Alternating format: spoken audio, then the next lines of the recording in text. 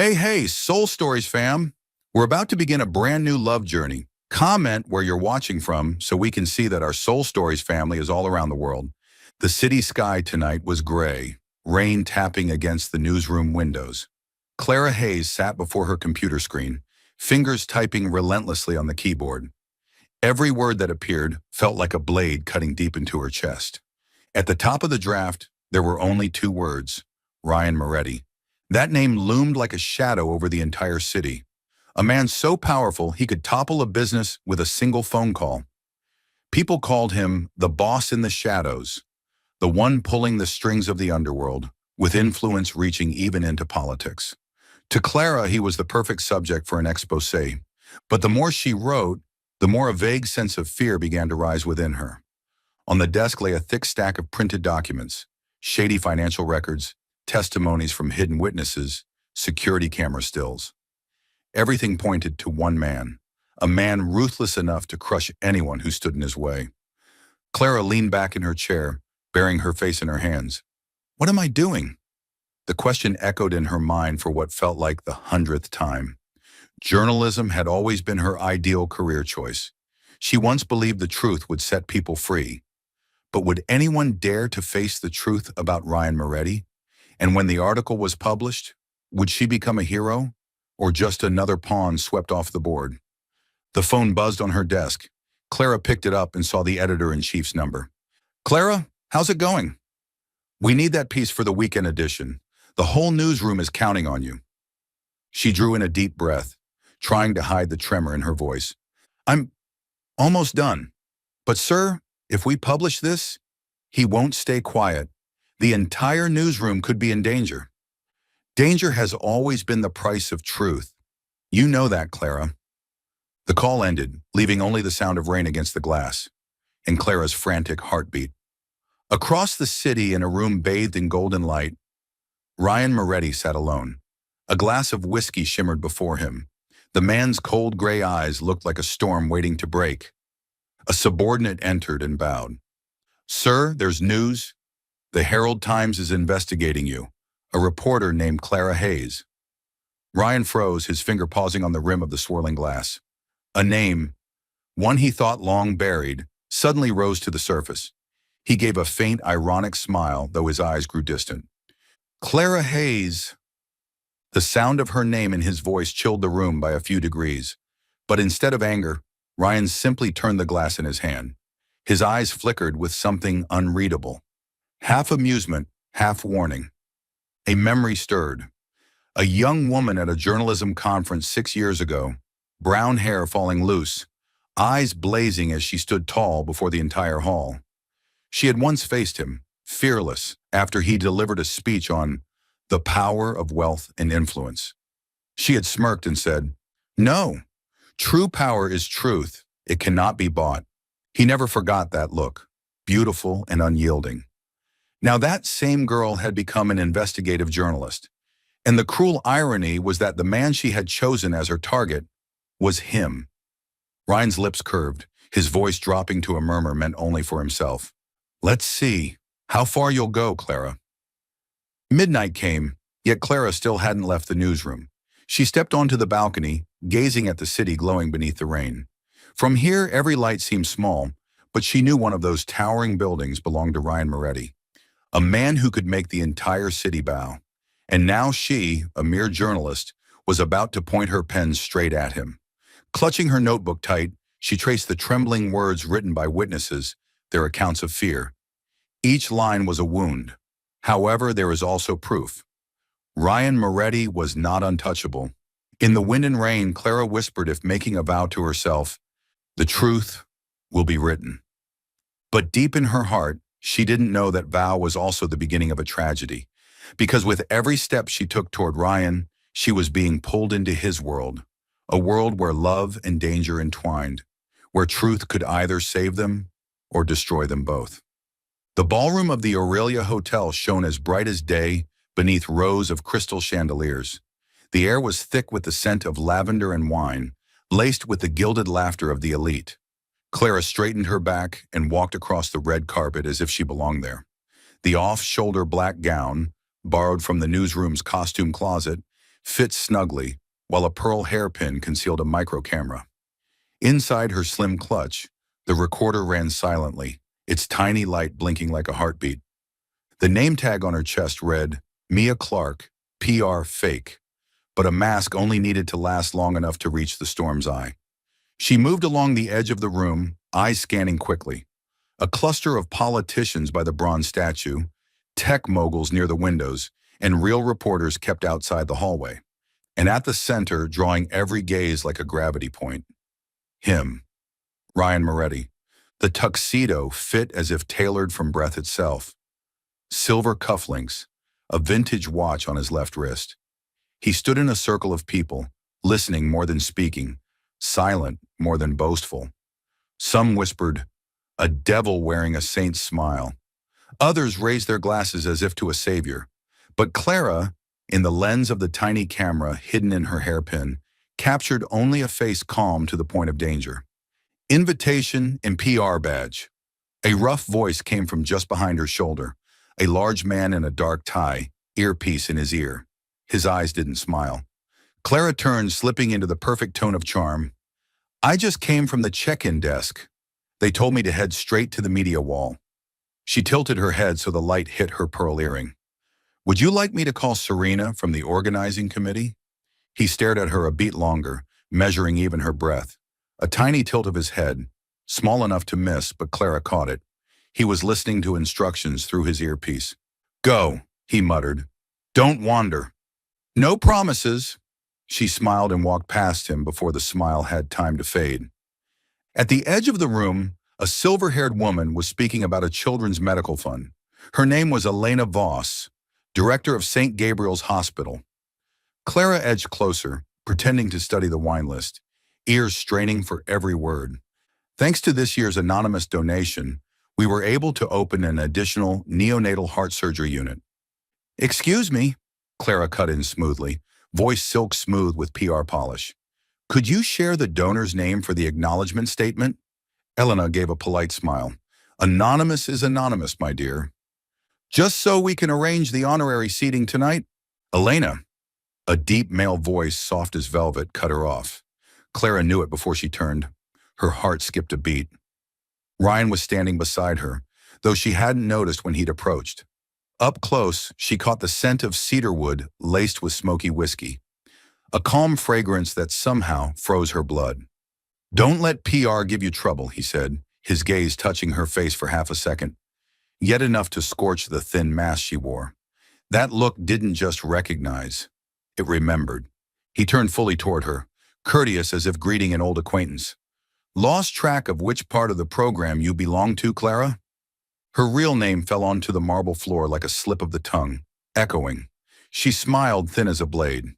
"You remember better than I expected, Mr. Moretti." "Good words stay in memory." He shrugged, the corner of his mouth twitching upward by a millimeter. 6 years ago, a journalism conference. You said, "True power is truth. It cannot be bought." His gray eyes caught the light from the chandelier. Still, timely, even now. A waltz began, the strings flowing smooth as water. Ryan extended his hand, the effortless gesture of a man who was never refused. "A dance? Before you, PR, head back to the media wall." Clara stared at that hand. Long fingers, fine joints, a faint scar at the base of his thumb, a detail she wished she didn't remember.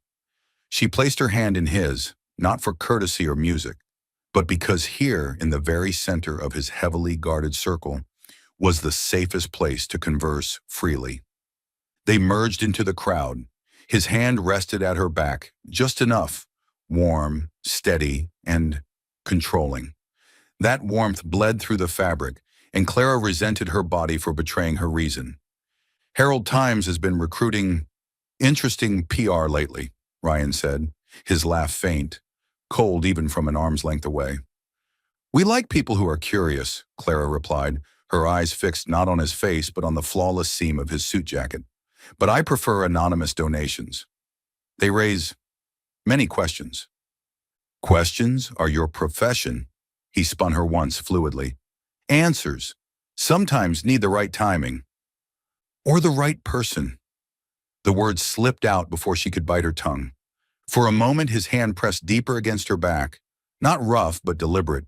He leaned closer, voice slipping under the music. "You'll regret stepping into this." The words chilled the nape of her neck. Clara gave a soft laugh, though the cold had already crawled down her spine. "I've heard that before. From ministers to bankers. They usually don't like close-up shots." "He wasn't threatening," Ryan said, as if defending an absent man. "He was warning." "And you? What are you, Mr. Moretti?" Clara lifted her eyes to his for the first time. "A villain with clean hands or a saint with dirty ones?" His gray eyes lingered, amusement sparking like lightning. "Often the same person. To know which depends on where you choose to stand." "Where there's light." Her answer came too fast, a reflex. "Even if the light hurts the eyes. Light has its price." He paused, then spoke slowly, each word deliberate. "We don't always choose truth because it's right. We chose it because we can afford the cost." The music waned. They stopped at the edge of the dance floor. He released her first, so polite it felt almost like a gesture of grace. At a breath's distance, his voice dropped. "Drop the fake name, Clara. It doesn't suit you." His eyes flicked to her clutch. "And turn off the recorder inside. It's only captured your heartbeat all night." Her chest froze for a beat. Inside the clutch, the light still blinked, but she suddenly realized. Through the entire waltz, the audio track was impossibly clean. No clinking glasses, no rustling fabric. A perfect blanket of white noise. An audio jammer. "You're very thorough," she replied evenly, gripping the clutch tighter to still her trembling. "Blocking even the truth." "Protecting it," he corrected. "When truth is torn apart and sold like lottery tickets, someone has to keep it locked away." "In your vault," Clara tilted her head. "And who holds the key?" "If you're brave enough to take it." He stepped back. The burly guard from earlier stood 2 meters away, eyes sharp. Ryan didn't turn, but Clara knew. Every move she made was already inside his net. "Don't choose a path that makes you pray," Ryan said. "It wastes a good mind." "You're afraid I'll write the truth?" Clara asked, knowing it was both foolish and necessary. "I'm afraid you'll write too fast." He gave a faint smile. "Truth or not depends on the price you're willing to bear." A hotel waiter passed by with a tray of champagne. Ryan picked up a glass and handed it to her, like brushing away a gust of wind. "Drink, warm up, then go." "You're letting me go?" Clara arched a brow. Too easy, too loud. Smart men don't cage strays in the living room. His glass clinked gently against hers. They opened the door and watched what it looks for. He walked past her. His suit brushed a breeze, cedarwood trailing like an unspoken promise. When Clara regained her senses, the guard had already stepped back, leaving a clear path to the hallway. The strings shifted into another melody. Outside, the city still glittered like a sky shaken awake. She left as quietly as she had entered. In the hall, she opened her clutch and pulled out the recorder. The screen displayed a flat line. Beneath it lay a small white card. She had no idea when it had been slipped inside. Only one line of black ink, old-fashioned fountain pen. Moonlight. 2 o'clock. Choose your truth. No signature, no address. But Clara knew the name. Moonlight, a small jazz bar under Riverside Bridge, where the unmasked slipped away at dawn. She leaned against the wall, biting the inside of her cheek to ground herself. Her back still tingled where his hand had rested.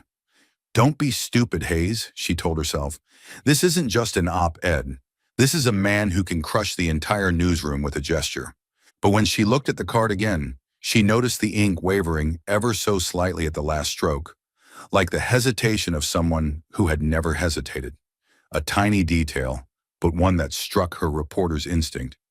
Behind the stone wall, there was a crack. Clara slipped the card away, switched off the recorder, and adjusted her hairpin. In the hallway mirror, her eyes looked brighter and more tired. "The game between a hunter and the kingpin," she murmured, "begins." Outside, the night rain had stopped. The city exhaled. And somewhere inside that crystal ballroom, a man with gray eyes lifted his glass once more, as if to toast the opening move of a chess game, and the girl who had chosen to stand in the light, even if the price might be her own heart. The night rain poured heavily, streetlights bleeding into pools of water. Clara pulled her coat collar higher and quickened her pace. The sensation of being followed burned hot at the nape of her neck, every hair on her skin standing on end. Her instincts weren't wrong. Footsteps slapped against the wet pavement. Steady, deliberate, not even trying to hide. Clara stole a glance at the fogged laundromat window. Its reflection showed a large figure behind her, broad-shouldered with long strides. Her throat went dry. He wasn't one of Ryan's guards, nor a stranger. That scar carved into his left cheek. She had seen it before, in the files of last year's investigation. Vincent Gallo, a filthy businessman, once a sly fox in the construction industry. Clara had written the series that exposed his corruption, the embezzling of resettlement funds. Less than a month after the articles were published, his company collapsed. He had vanished from the headlines. But he hadn't vanished at all. He was here. "You little bitch," Vincent growled, closing in. Clara gritted her teeth and darted into a narrow alley. Mistake. A dead end. His footsteps thundered closer, hammering into her chest like nails. Before she could turn, a rough hand clamped around her arm, slamming her against the damp brick wall. A blade flashed in the dark. "You write very well," he hissed, his breath stinking of liquor. "But tonight, no one's going to read a damn thing."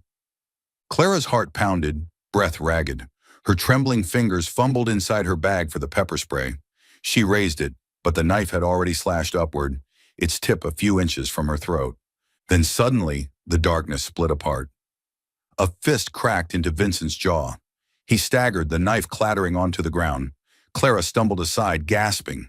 When she looked up, Ryan Moretti stood there, rain-soaked shirt clinging to his frame, eyes colder than the storm itself. He bent, picked up the knife, and hurled it into a metal bin. The clang reverberated through the alley. Vincent tried to rise, but one swift kick from Ryan sent him crashing back. Groaning, he crawled into the shadows and disappeared like a rat. All that remained was rain, Clara's racing heart, and Ryan's piercing gray stare. "You always find ways to make yourself pray," he said quietly, his voice sharp as a blade. Clara pressed against the wall, still shaken. Why are you here?" Ryan shrugged as if it meant nothing. "Coincidence. But that man, he won't let you go. If you want to survive, you'd better come with me." "Come with you?" Clara gave a bitter laugh, trying to steady herself. "So you can lock me up as your hostage?" The corner of Ryan's mouth lifted, half mockery, half challenge. "Didn't you want to get close to me? This is your best chance." She froze. He had turned saving her into the perfect trap. Refuse, and she risked falling back into Vincent's hands. Or worse, accept, and she would be walking willingly into the lion's den. Clara gripped her bag tighter, her voice hoarse. "Fine. But only for tonight. Tomorrow I'm gone." His eyes flickered, not with surprise, but with satisfaction. He leaned down, murmuring near her ear. "One night, then. But Clara, remember this. In my world, nothing ever ends after just one night." He turned away first, leaving her frozen in place. And in that moment, Clara realized she had already lost control. The black car glided through the rain, carrying them to the glass tower Ryan called home. The penthouse opened before Clara, vast, cold, suffocating in its luxury. From here, the storm-drenched city below looked like a miniature map at her feet. Ryan set a glass of whiskey on the table and sank into a leather chair. Clara stood a few steps away, clutching her bag tight. "Welcome to the gilded cage," he said flatly. "Tonight, you're safe. Tomorrow, that's up to you." Clara turned toward the glass wall, staring out at the curtain of rain. In that moment, she knew she had stepped into a new game, one where every word, every glance was a trap. And the most dangerous part was that a piece of her felt safe, even as reason screamed this was only for one night. Ryan's penthouse was so quiet she could hear the second hand sweep across the face of the wall clock. Clara sat curled at the edge of the sofa, still in her rain-wrinkled evening gown, her dark hair damp and clinging. She hadn't spoken a word since stepping inside. Only silence, her eyes drifting now and then to the towering glass window overlooking a city drowned in night. As if reminding herself, This was a shelter, not a home. Ryan sat across from her, one hand around a glass of whiskey, the other resting lazily on the armrest. The soft gold light from the sconces accentuated his angular features, casting his face in a mix of shadow and steel. "You've been trembling this whole time," he said at last, voice low, uncertain if it was concern or mockery. Clara looked up, met his eyes, then quickly turned away. "I'm not trembling, just tired. Tired from fighting the whole world alone." He gave a small shrug, his gaze never leaving her face. "Brave, but foolish." The words stung her pride, but she had no strength left to fight back. The long day, the alley attack, the shock of having to take refuge with the very man she considered her enemy, all of it pressed on her like lead, weighing her eyelids down. She sank back against the sofa, exhaling. "I'm only here for one night. Don't think otherwise." Ryan tilted his head, the corner of his mouth curving into a faint smile. "One night is enough to change everything." The words lingered in the air, unsettling her. But exhaustion dulled her guard. She let her head fall, meaning to rest only for a moment before leaving. Instead of leaning against the backrest, her head tipped sideways, lightly brushing against Ryan's arm. He went still. The whiskey glass nearly slipped from his long fingers. Ryan looked down, her face so close, lashes fluttering, her breathing evening out. She had fallen asleep, and his heart, steady even in the midst of war and gunfire, suddenly stumbled off its rhythm. Ryan didn't move. He had seen enemies collapse, heard bullets fly past his ear, and signed contracts written in blood, but never had a woman fallen asleep on his arm and left his entire body paralyzed. Clara was unlike anyone. He remembered her clearly 6 years ago in that journalism hall, hair loose and eyes ablaze as she declared, "The truth cannot be bought." Back then, he'd only found her amusing. But now with her asleep beside him, he realized it was that same pride that made it impossible to see her as he did other women, those who only ever bowed to power. Ryan studied her sleeping face. The sharpness of the journalist was gone, the defiant gaze nowhere in sight. What remained was a young woman, weary, fragile in a way she would never admit. A damp strand of hair clung to her cheek. His hand lifted instinctively, ready to brush it away. His fingers froze halfway, then withdrew. He couldn't allow himself, because Clara Hayes was no ally, much less a lover. She was the enemy, a pen sharp enough to reduce his empire to ashes. The only thing tying them together tonight was a temporary shelter, and yet his heart refused to obey reason. A distant clap of thunder. Clara flinched, brows knitting, but her head stayed against his arm. Her small hand curled, unconsciously clutching the fabric of his shirt as if seeking an anchor. Ryan shut his eyes, inhaling deeply. Every instinct screamed to pull her close, hold her tight. But the cold self he had built, the kingpin Moretti, forced him to stay still, locked in place. Between them, silence grew thick as stone. Only the steady patter of rain outside, echoing like a hidden heartbeat. Ryan whispered, so low it was nearly soundless, "You have no idea what you've just done to me, Clara." When the clock struck 3 a.m., Clara still slept peacefully. Ryan still sat there, his arm numb but unmoving. He let the discomfort spread, as if testing his own resolve. Because in this fragile moment, he was no longer the feared Moretti who held the city in his fist. He was just a man, realizing he had stumbled into the most dangerous game of all. Not money, not power, but the heart of a woman who dared to see him as an enemy. By morning, Clara would wake, wrap herself once more in the armor of a journalist, and insist it was only one night. Ryan knew that, but he also knew some moments were enough to change everything. And this moment, Clara sleeping on the arm of the most dangerous man in the city, would be the spark of a storm neither of them could foresee. Morning light streamed through the towering glass windows, brushing across Clara's drowsy face. She startled awake, realizing she was still on the sofa, a thin coat draped over her shoulders. Ryan's arm, which had rested on the back of the couch, was gone. He had slipped away at some point. The penthouse was utterly silent. No trace of the powerful kingpin remained, only a suffocating emptiness. Clara gripped her handbag tightly and stood. Just one night, she reminded herself, like a vow. But before leaving, her eyes caught a scrap of paper half buried among the stacks of files on the glass table. She hadn't meant to pry, but a few words stood out. St. Gabriel's Hospital Fund, $500,000 anonymous. Her heart skipped. An hour later, Clara stood in the lobby of St. Gabriel's Hospital, the very place where she had once reported on the lack of equipment for infant heart surgeries. She remembered the weary look on the head surgeon's face, the sigh. We've sent out dozens of funding requests, but no one cares. And yet today, the hospital was breaking ground on a brand new surgical unit, a red banner stretched across the entryway. Thanks to an anonymous donor, our dream has come true. Clara froze. A group of nurses passed by, chatting among themselves. That donor is truly generous. No name, no publicity. I heard it wasn't just the hospital. The Riverside orphanage got hundreds of thousands too. Someone like that can't possibly be a bad person. Clara swallowed hard, her chest in turmoil. That afternoon, she visited the Riverside orphanage, a dilapidated place once featured in her investigation series. Now the walls were freshly painted, and the playground was dotted with brand new swings and slides. Children's laughter rang through the yard as they circled the feet of the elderly caretaker. Excuse me, Clara said, showing her press badge. Could I ask, where did the funding for these renovations come from? The caretaker, Mrs. Martin, smiled kindly. We don't know. A man came on behalf of the donor, but said he wished to remain anonymous. He only left this message. These children deserve a home. Clara stood frozen. In her head, one name repeated over and over.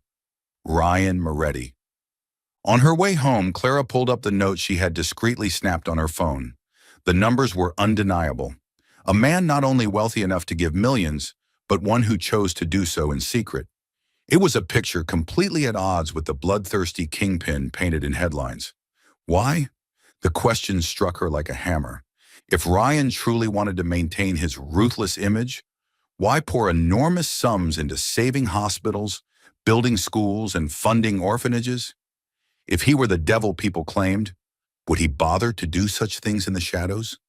Clara had no answer.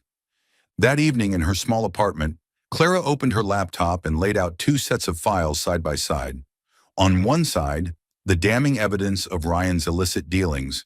On the other, the photos she had just taken at the hospital and orphanage. Her heart tore itself in two. The journalist in her screamed, "The truth must be told. He's still dangerous, still the man pulling this city's strings." But another voice, softer, whispered, "What if truth has more than one face? What if truth knows how to hide?" Clara buried her head in her arms, hair spilling over her face. For the first time, she wasn't sure anymore. Night fell. Rain ticked softly against the windows. Clara stared at the blinking cursor on her screen. The article she had once been so certain would expose Ryan Moretti now blurred before her. She remembered the moment last night when she had drifted sleep against his arm.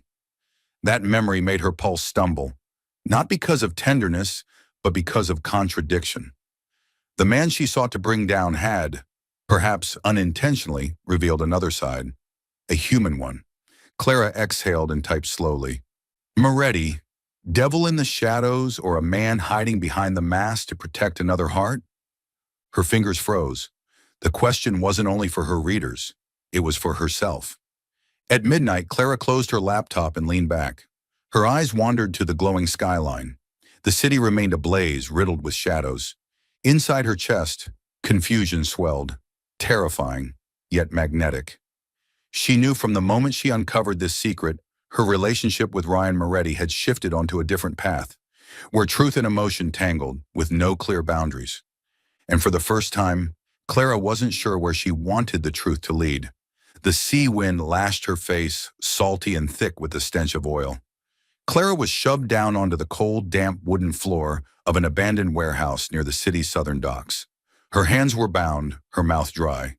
In front of her, shadows swayed under flickering yellow lights, rats scurrying between rusted containers.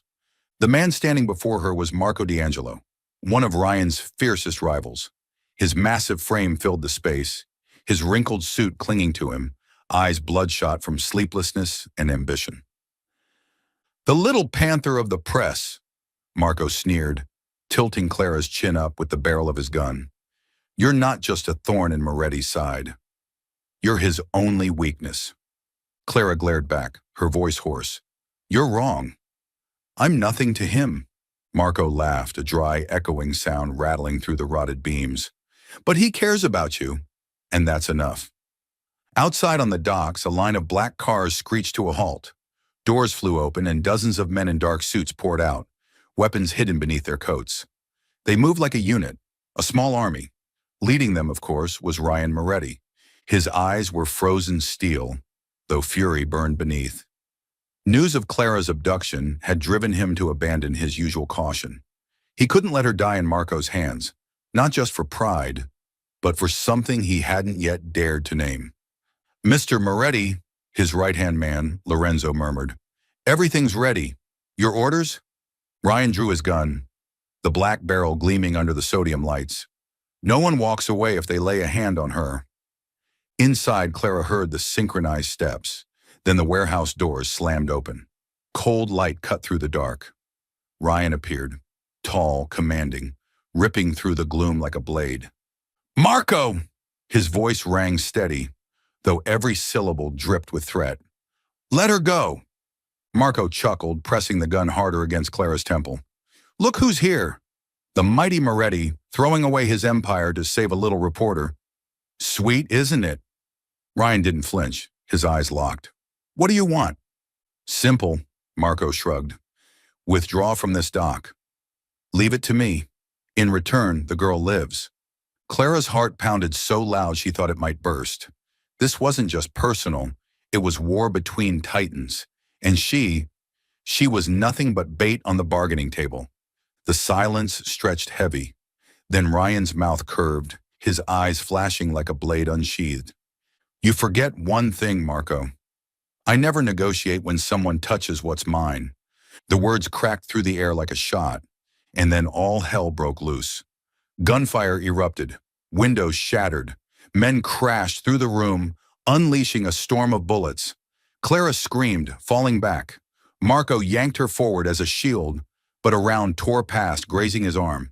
He cursed and released her. Clara! Ryan roared, charging forward. Two of his men shielded her, pulling her to safety while Ryan went straight for Marco. Bullets hissed past his head, but Ryan moved with the precision of a man long accustomed to this deadly dance. He dropped Marco's men one by one, his eyes never wavering. Even through her terror, Clara saw it clearly. His men fought like soldiers ready to die for him. They weren't mercenaries bought with money. This was loyalty, absolute, unshakable loyalty, a kind she had never thought a cold-blooded kingpin could inspire. Marco tried to retreat, but Ryan closed in. They crashed together on the wooden floor, fists and kicks brutal, raw. Ryan said nothing. He let his rage speak, and in his eyes Clara saw another man.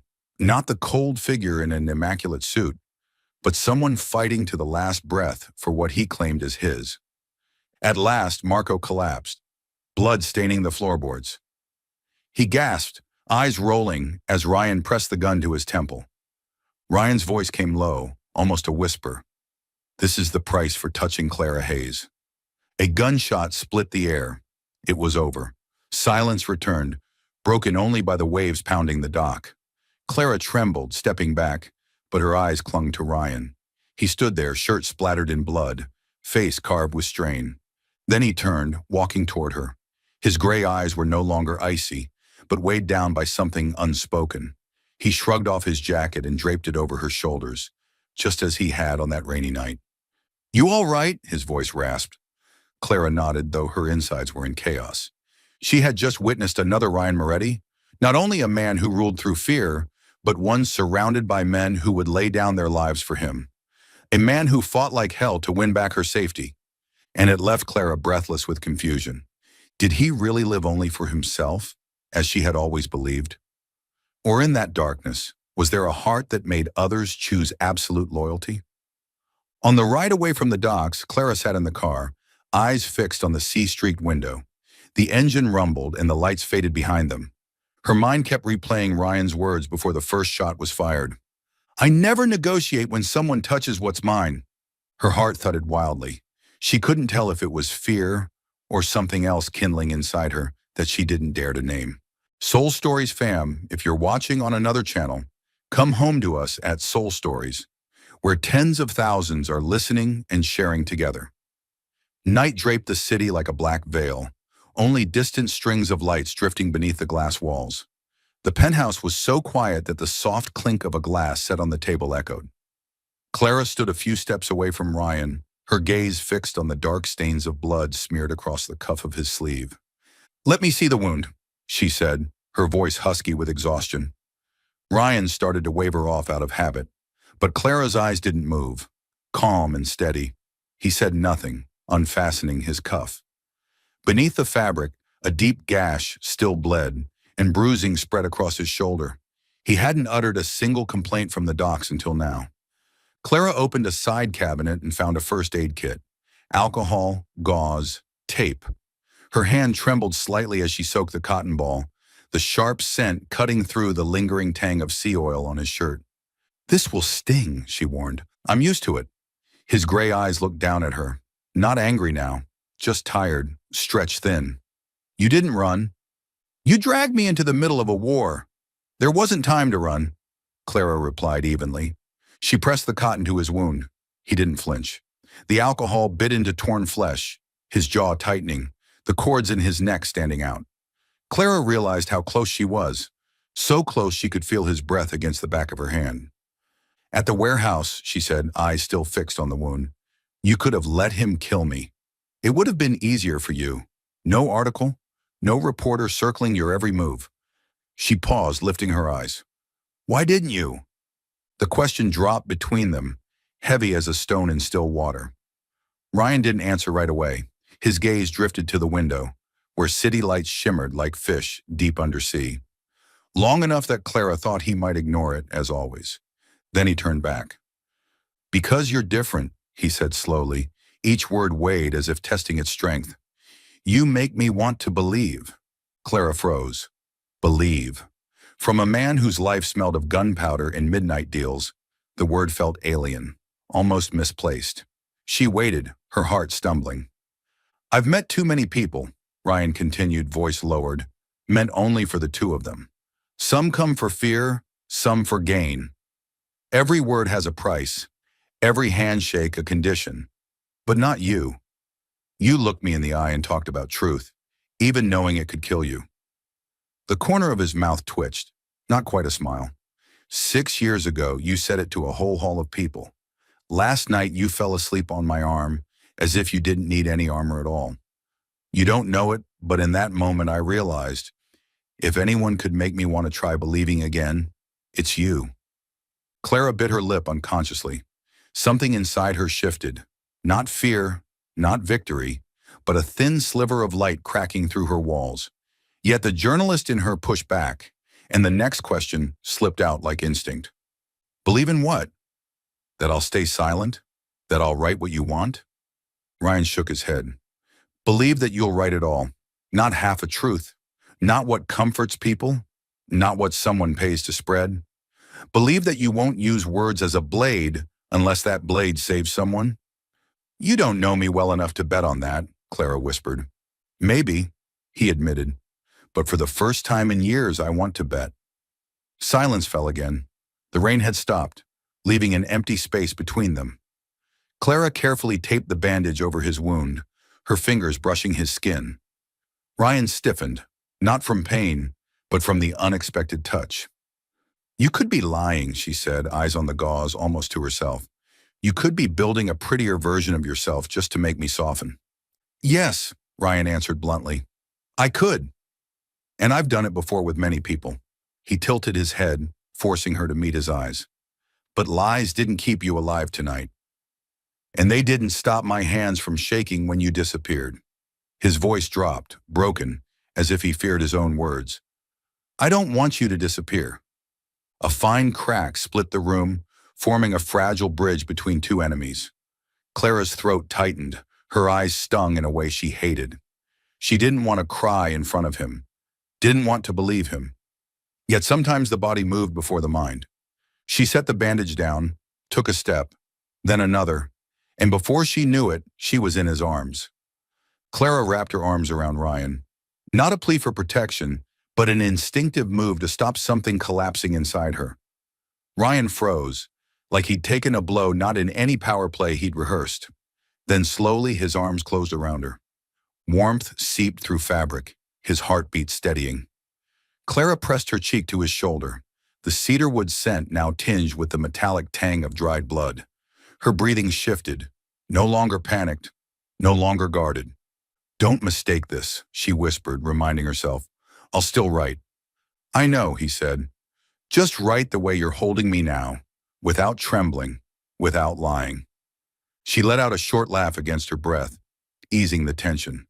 Strange comparison. "But true," he said. They stayed like that for a long while. No kiss, no urgency. Just an embrace tight enough for them both to hear the silence change color. Clara realized sometimes the biggest things begin with the smallest gestures, small enough that reason hasn't had time to object. She pulled away first. Up close, Ryan's face showed signs of exhaustion, with new scrapes marking his skin. Her hand lifted, almost brushing one on his cheekbone, then hesitated, falling back. "And Marco," she said, "you pulled the trigger."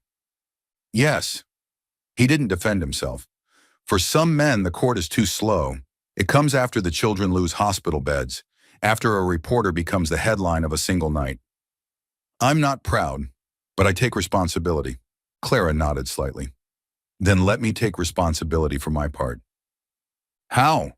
"By answering the question I asked in the last chapter." She straightened, fire rekindling in her eyes.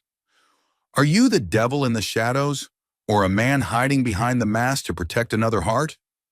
"I won't choose the easy answer. I'll see it through." Ryan studied her, something like respect and worry flickering in his eyes. "Then don't walk alone." "I told you, just one night." Her words came out weaker than before. "Tomorrow morning, I leave." "Fine," he accepted without argument. "Tomorrow you leave. Tonight, sleep." She turned to the sofa. Only then did she feel the ache in her legs. Pulling a thin blanket over herself, she settled in. Ryan dimmed the lights, leaving a warm glow in the corner. "Ryan," she called softly as he started to walk away. "Yes?" "Tonight," Clara said, eyes on the window, "my answer is this. I trust you just enough to hold you, but not enough to sleep soundly." He stilled, then gave a faint nod. "Then I'll stay awake." The glass reflected his silhouette, a man standing guard in the night. Whether he was protecting her from the world or the world from her, Clara couldn't tell.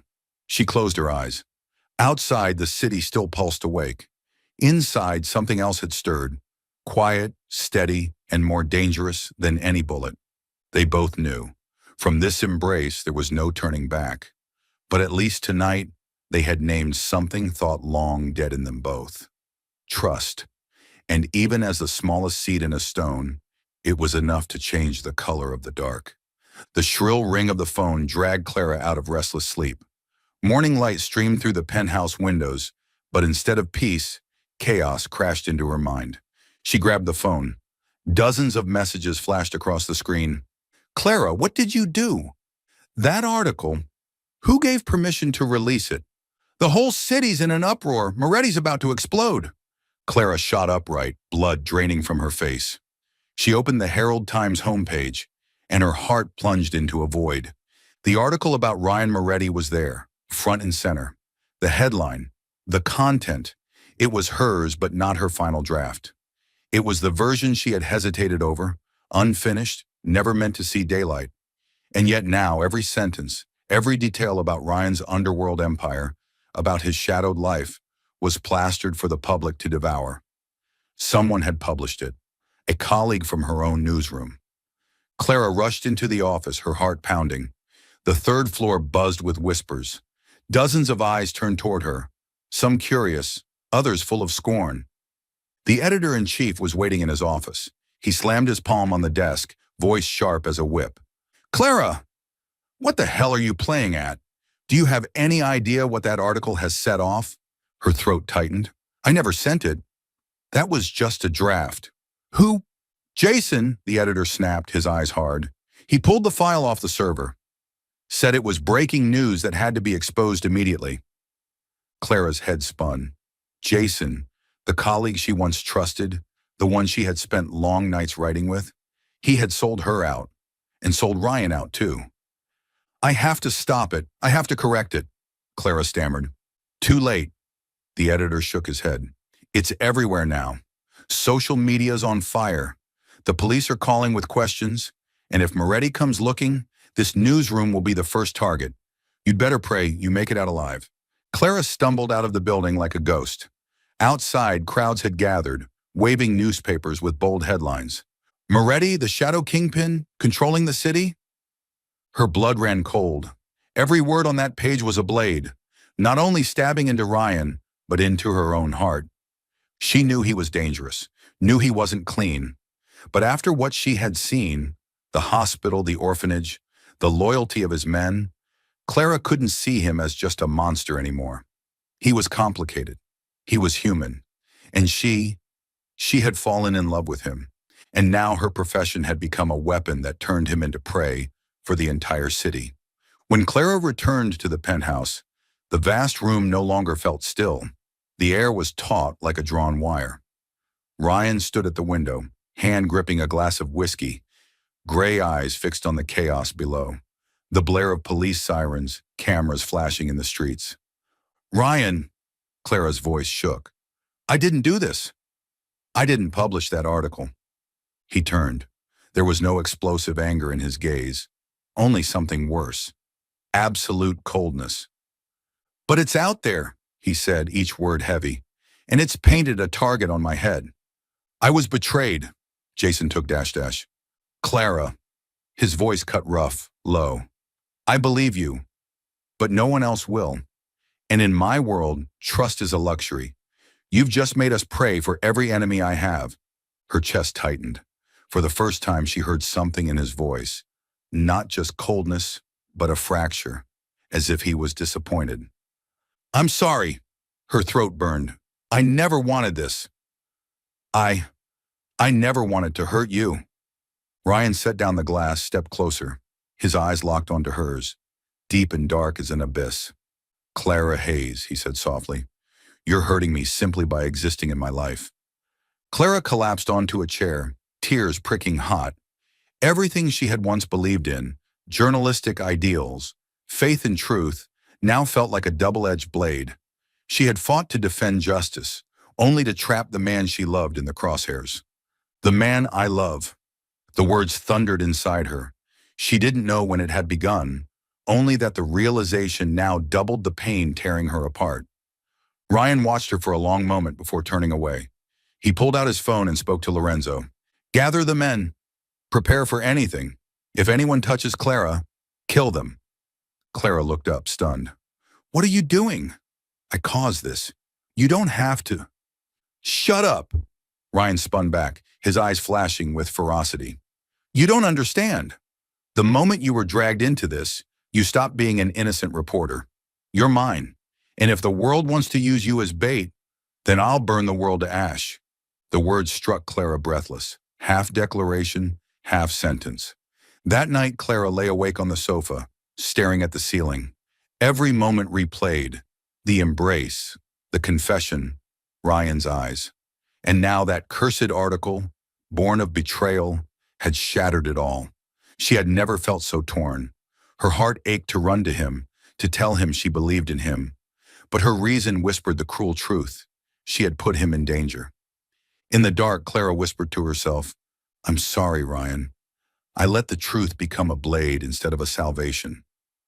Outside, the city blazed with lights and cameras, a pack of predators scenting blood. And for the first time in her life, Clara wasn't sure if truth could save anyone anymore. The rain poured down in sheets, hammering against the rusted tin roofs of the harbor district. Clara ran, breath ragged, shoes slapping against the rain-slick pavement. Behind her, footsteps thundered, deliberate, closing in. Gunshots cracked through the night. A bullet grazed her shoulder, scorching hot as it tore through her thin blouse. Clara stumbled, crashing into a puddle. Pain exploded through her body, vision blurring at the edges. Clara! His voice cut through the storm. Deep, hoarse, unmistakable. Ryan burst from the alley's corner, a silhouette carved from steel beneath the streetlights. Without hesitation, he charged, firing back at their pursuers. Each shot rang out precisely, mercilessly. Screams echoed, then faded, until only Rain and Clara's shallow breathing remained. He dropped to his knees, gathering her trembling body against him. His hand pressed firmly against the bleeding wound. "Clara, look at me," he ordered, voice taut with urgency. She forced her eyes open, lips curling into a weak smile. "You really do have good timing." "Shut up," Ryan snapped, but his voice wavered. He lifted her into his arms, his body drenched but radiating warmth. His strides were long, desperate, like a man trying to steal time back from fate. Against his chest, Clara heard his heart pounding wildly. For the first time, she realized, the man the whole city feared could still panic over the loss of one life. Her life. The storm turned the empty streets into rivers of water. Ryan carried Clara through the flood, breath harsh, muscles tight. He clutched her as though letting go meant losing her forever. "Don't close your eyes," he rasped, his voice breaking. "If you disappear, I've got nothing left." The words sliced through her pain, straight into her heart. Rain mingled with tears as Clara whispered, smiling faintly, "You almost sound like you need me." Ryan stopped dead in the storm. His gray eyes burned like fire through the downpour. He didn't deny it. Instead, he bent down, pressing his lips to her forehead, holding there long enough for them both to shake. In an abandoned warehouse near the docks, a single lamp flickered weakly across their soaked bodies. Ryan laid Clara onto a blanket, spread hastily across the floor. The wound in her shoulder was wrapped, but her face was pale, her breath uneven. Ryan sat beside her, hands that had once gripped guns now trembling as they brushed her cheek, gentle, almost clumsy, as if he feared she might break. "I should have kept you away from me from the start," he whispered, "but I couldn't. You stepped in, and I lost the power to push you out." Clara's eyes shone despite her exhaustion. "You don't have to push me away. I chose this. Even if it means being shot at, even if it means dying, it's still my choice." Silence swelled between them, broken only by rain beating on the tin roof. Then Ryan leaned down, this time not just her forehead. His mouth found hers, their first kiss. It wasn't soft, like in movies. It was fierce, raw, drenched in blood, rain, and gunpowder. And yet that wildness made Clara feel safe, because nothing outside those walls could touch her when he was here. She kissed him back, weak fingers gripping his wet shirt, pulling him closer. That night under the storm, they crossed a line. No longer kingpin and reporter, no longer hunter and prey, only a man and a woman clinging to each other as if the world might collapse before dawn. Every touch, every breath was a vow. There was no going back. When the rain eased at last, Clara lay curled against Ryan's chest, his heartbeat steady beneath her ear. Her eyelids fluttered shut as she murmured, "Maybe someday I'll still write about you. But it'll be a different story, not one made of darkness alone." Ryan tightened his hold, eyes fixed on the dim lamplight. "No matter how you write it, Clara, you've already carved your name into my life. No headline will ever erase that." She smiled faintly as sleep pulled her under. And in that fragile, fleeting rest, Clara knew tonight was the turning point. From this moment on, neither of their lives would ever be the same. The city sky was heavy and gray, as though the storm from that fateful night had never truly passed. Clara sat alone in the clinic, fingers knotted tightly together, her heartbeat unsteady.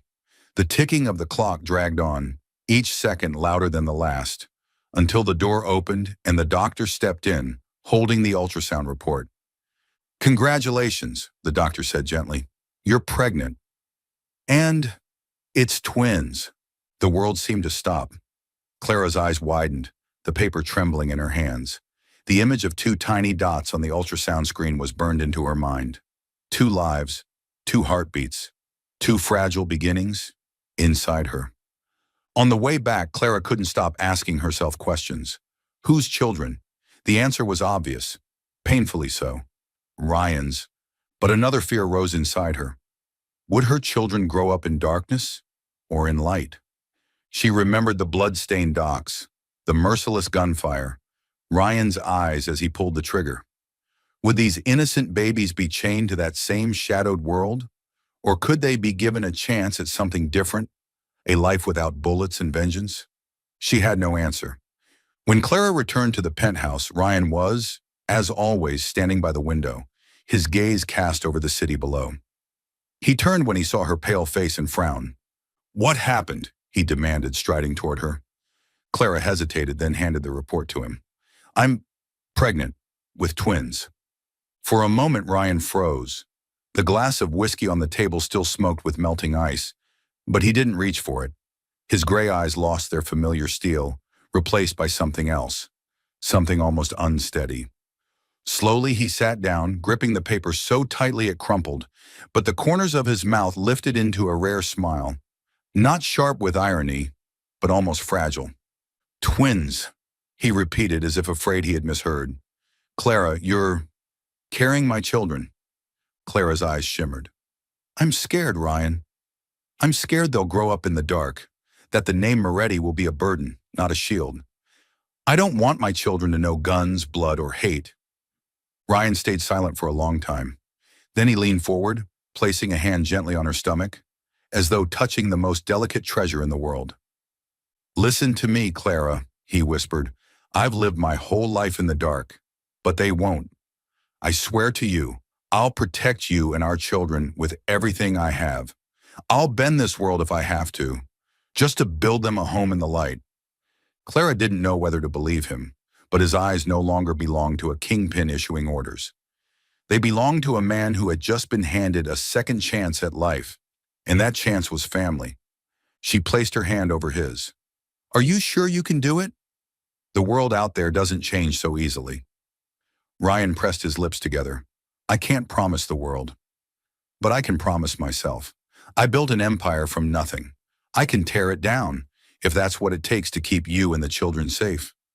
The words made Clara's throat tighten. For the first time, his determination wasn't for power or wealth. It was for something purer. That night, Clara stood on the balcony, the night wind tugging at her hair, her eyes drifting toward the horizon.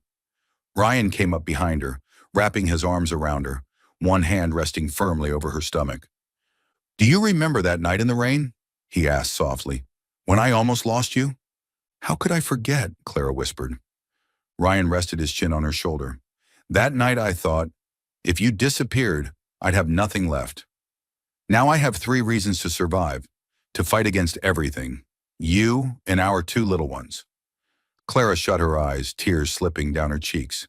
She couldn't be sure that love alone could stand against the world, but she knew one thing. She had never felt more held than in that moment. In Ryan's silent vow, a promise burned. "No matter who I am, no matter if the whole city calls me a devil, to you and our children, I will be a shield. I will protect you until my last breath." And for the first time, Clara allowed herself to believe that maybe, just maybe, it could be true. Thank you for being part of Soul Stories. If you're listening on another channel, come back to the official home so you can continue our love journeys together with the Soul Stories family. The cold wind off the docks howled through the stacked containers, carrying the brine of the sea and the sharp stench of oil. Tonight, the city seemed to be holding its breath. The rumor had spread fast. Ryan's greatest enemy, Salvatore Ricci, a seasoned kingpin of the underworld, was stepping out of the shadows. No more ambushes, no more traps in the dark. This would be a face-to-face reckoning, the final battle. Clara sat in the car, fists clenching her coat. Her stomach had begun to round. The twins, proof of that fateful stormy night, but her heart beat with a fear she had never known. She hadn't been able to persuade Ryan to back down. He had only looked at her, eyes unwavering, words sharp enough to choke her silent. "Clara, this is something I have to end. If I don't, there won't be a tomorrow for you or the children." When they arrived at the docks, shadows already lined both sides. Floodlights cut across the night, gleaming off dozens of gun barrels. Ryan stepped forward, tall and unyielding in his black suit, damp with sea mist. His men spread behind him, loyal, waiting for orders. From the opposite side, Salvatore emerged, a man with silver hair, a face carved with scars and a smile dripping with malice. His voice boomed through a loudspeaker. "Moretti, you've been a thorn in my side for years. Tonight I tear you out by the root." Ryan's reply was ice-cold steel. "Try it, but if you so much as touch her," his eyes flicked toward Clara, "I'll drag your entire bloodline to hell with you." The first shots rang out. Chaos exploded. Bullets ripped through the night. Blood splattered across the wet cement. Lorenzo yanked Clara behind a container, but she still saw Ryan throw himself into the blaze of gunfire, never flinching. Each shot he fired dropped a man, but the enemy kept coming, wave after endless wave. Clara trembled, tears mixing with salt air. She wanted to scream for him to stop, to run into his arms, but her legs refused to move. Salvatore stepped forward, gun raised. Ryan spun, intercepting a bullet aimed straight at Clara. The round slammed into his shoulder, blood spraying red. "Ryan!" Clara screamed, her throat tearing. He staggered, teeth gritted, but kept firing. In the frenzy, Salvatore snarled, signaling his men to unleash a hailstorm of bullets. Ryan twisted, wrapping Clara in his arms, his body the only shield between her and death. "You're insane," Clara sobbed, feeling his blood soak into her clothes. His voice came low, strained but steady. "If you disappear, I've got nothing left. I'd rather lose everything than lose you and our children." An explosion ripped through the night. A container ignited, flames swallowing the dock in roaring light. Smoke smothered the air. In the chaos, Clara felt Ryan shove her hard into Lorenzo's grip. "Get her out of here," he bellowed. "No! Ryan!" Clara fought wildly, but Lorenzo's arms were iron. Through the smoke and fire, she caught one last glimpse of him. Gun raised high, charging back into the storm of enemies. Gunfire thundered. Then a single deafening blast split the night apart. Flames lit the sky, and Ryan's figure vanished. Clara's scream was swallowed by Lorenzo, dragging her away, her tears blinding her. She kicked, clawed, eyes locked on the inferno. "No! He's not dead! I know he's not dead!" But all around her, heads bowed. The rumor spread like wildfire. Ryan Moretti had perished in the final battle. Days later, the headlines screamed across every front page, "Crime Lord Moretti dead in bloody dockside shootout." The city reeled. Those who had feared him sighed in relief. Those who had hated him reveled in triumph. The streets buzzed as if a nightmare had finally ended.